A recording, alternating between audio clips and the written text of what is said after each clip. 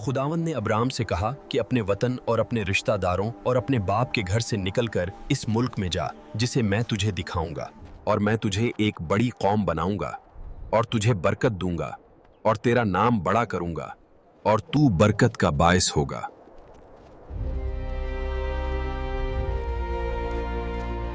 और जो तुझे बरकत देंगे मैं उनको बरकत दूंगा, और जो तुझ पर लानत करेगा उस पर मैं लानत करूंगा, और जमीन के सब कबीले तेरे वसीला से बरकत पाएंगे।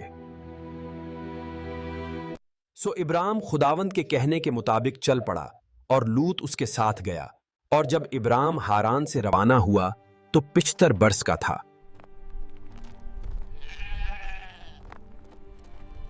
और इब्राम अपनी बीवी सारे और अपने भतीजे लूत और अपना सब माल जो उन्होंने जमा किया था और उन लोगों को जिन्हें उन्होंने हारान में हासिल किया था लेकर मुल्क किनान की तरफ रवाना हुआ, और वो मुल्क किनान में आ गए।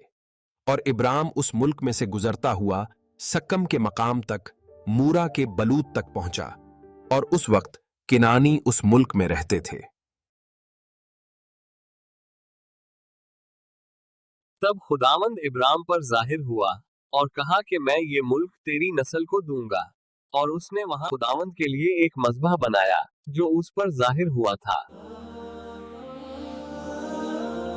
फिर वो वहाँ से कोच करके बेत एल के मशरिक में पहाड़ की तरफ गया और अपना खैमा लगाया, और वहाँ खुदावंद के लिए एक मज़बह बनाया और खुदावंद का नाम पुकारा।